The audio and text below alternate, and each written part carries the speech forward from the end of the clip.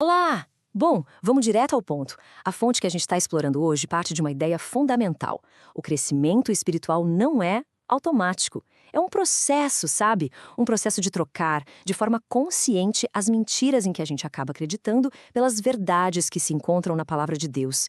E o nosso caminho hoje vai ser bem claro. Primeiro, a gente vai entender o que faz da palavra algo vivo. Depois, vamos ver como aceitar a autoridade dela, conhecer 5 formas práticas de absorver essa verdade, entender a diferença crucial entre meditar e se preocupar, e, por fim, como colocar tudo isso em prática no dia a dia. Então, vamos começar pelo porquê. Antes mesmo de falar sobre como fazer, é essencial entender por que a palavra de Deus é tão importante. A fonte não a apresenta como um livro antigo, um documento histórico, mas sim como algo ativo, vivo e que é fundamental para a nossa vida hoje. Essa ideia de que a palavra é viva, ela é a base para tudo que vem depois.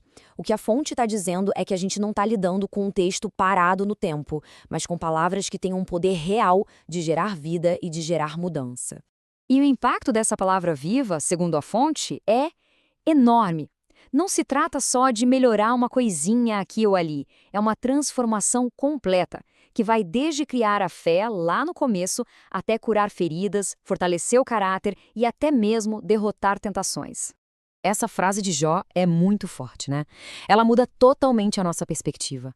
As escrituras não são um extra, um opcional. Elas são o sustento básico, mais vital até, do que a comida que a gente come. E essa analogia com a comida é genial. Pensa bem, assim como o nosso corpo precisa de coisas diferentes em cada fase da vida, a fonte sugere que a palavra também nos alimenta de jeitos diferentes. É como o leite, para o começo, o pão para o sustento diário e um alimento mais sólido para quando a gente já está mais maduro e enfrenta desafios maiores. Certo. Então, a palavra é viva, é essencial.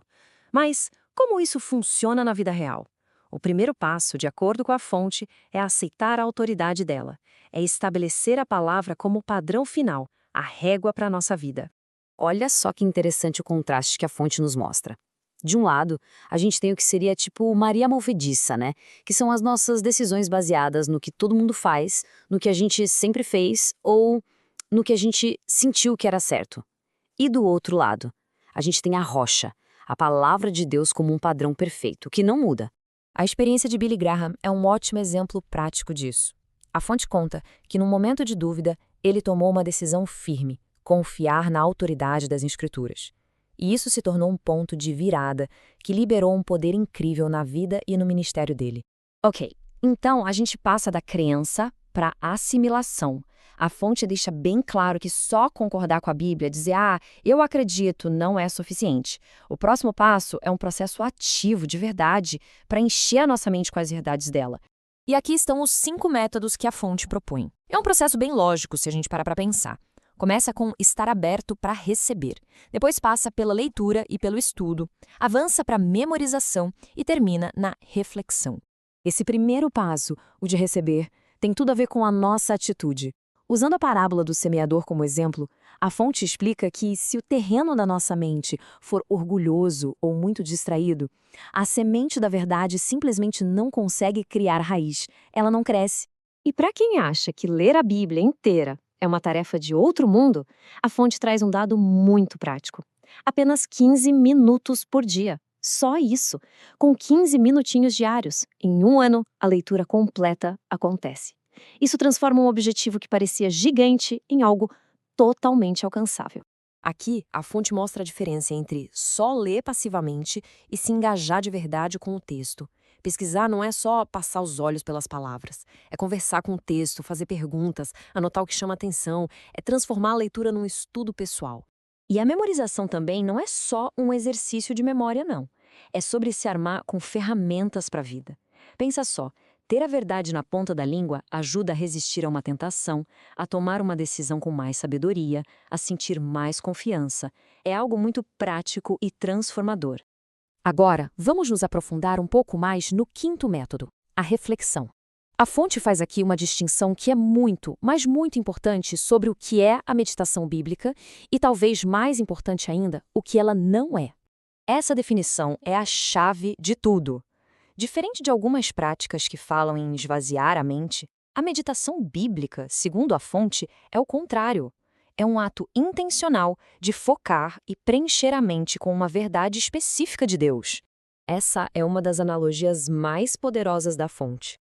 Se alguém sabe como se preocupar, ou seja, focar e repassar um problema na mente várias vezes, essa pessoa já sabe como meditar. A mecânica é a mesma. A única coisa que muda é o foco do pensamento. A citação de Davi mostra a meditação não como uma obrigação, mas como um ato de amor, de devoção. E, de acordo com a fonte, é essa prática, essa reflexão contínua, que se torna a chave para uma vida de sucesso e de conexão com Deus.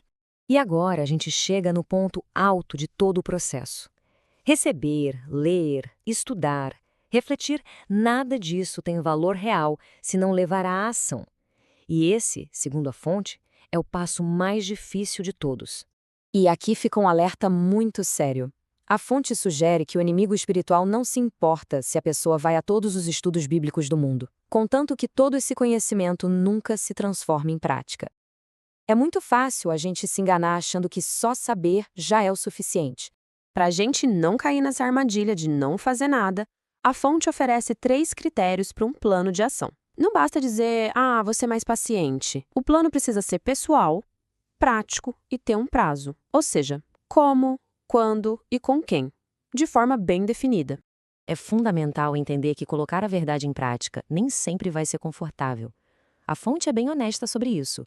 A verdade muitas vezes ilumina áreas da nossa vida que precisam de mudança. E mudar dói. Mas é esse desconforto que vem antes da verdadeira liberdade. E a gente termina com essa pergunta, que vem direto da fonte. Ela tira toda a discussão do campo teórico e traz para o campo pessoal. É um convite claro, né? Um chamado para uma autoavaliação e, mais importante do que tudo, um chamado à ação. Gostou do vídeo? Deixa seu like e comentário, compartilha com alguém que precisa assistir e ser abençoado.